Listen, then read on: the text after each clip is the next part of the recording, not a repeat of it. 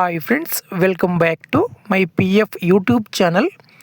ఈ వీడియోలో EPF passbook సంబంధించి ఒక కొత్త అప్డేట్ జరిగింది. అప్డేట్ ఏంటో తెలుసుకుందాం. వీడియోకు లైక్ చేయండి, సబ్స్క్రైబ్ చేయండి.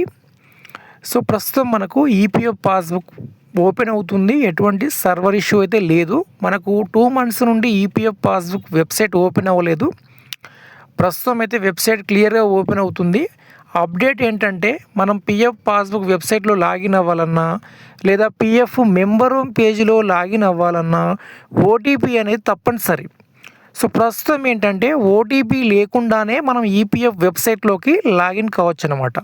ఇది లేటెస్ట్ అప్డేటు. ఇది చాలా మంచి అప్డేటు. సో ఇక్కడ నేను ఈపీఎఫ్ పాస్బుక్ పైన క్లిక్ చేస్తాను. క్లిక్ చేసినప్పుడు ఈ విధంగా మనకు ఓపెన్ అవుతుంది. ఇక్కడ చూడండి, ఇదివరకు ఏంటంటే పిఎఫ్ పాస్బుక్ వెబ్సైట్ ఓపెన్ కావాలంటే కనీసం 2 minutes లేదా కనీసం ఒక 3 minutes టైం తీసుకొని ఓపెన్ అయ్యేది. ప్రస్తుతం మనకు క్షణాల్లో ఈపీఎఫ్ పాస్బుక్ వెబ్సైట్ ఓపెన్ అవుతుంది. అలానే ఇక్కడ ఓటీపీ కానీ అడగట్లేదు. ఓకేనా, ఓటీపీ లేకుండానే మనం బ్యాలెన్స్ కానీ క్లెయిమ్ స్టేటస్ కానీ చూడవచ్చు. సో ఇక్కడ నేను యూఏఎన్ నంబరు పాస్వర్డ్ ఎంటర్ చేసి చూపిస్తాను. ఓకే ఫ్రెండ్స్, ఇక్కడ మనం చూడవచ్చు పిఎఫ్ పాస్బుక్లోకి లాగిన్ అయ్యాము. ఓటీపీ అయితే మనకు తీసుకోలేదు. ఓటీపీ లేకుండానే ఈపీఎఫ్ పాస్బుక్లోకి లాగిన్ అవుతుంది. అలానే క్లెయిమ్ స్టేటస్ కూడా చూపిస్తాను. అలానే క్లెయిమ్ స్టేటస్ కూడా ఎటువంటి సాంకేతిక లోపం లేకుండా క్లెయిమ్ స్టేటస్ అన్నీ కూడా ఓపెన్ అవుతున్నాయి.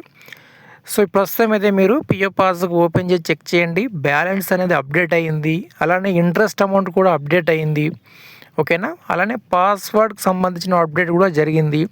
సో ప్రస్తుతం ఈపీఎఫ్ వెబ్సైట్ క్లియర్గా ఎటువంటి సాంకేతిక లోపం లేకుండా వర్క్ అవుతుంది. ఒకసారి చెక్ చేయండి మీరు కూడా. సో ఇదైతే లేటెస్ట్ అప్డేటు, చాలా మంచి అప్డేటు.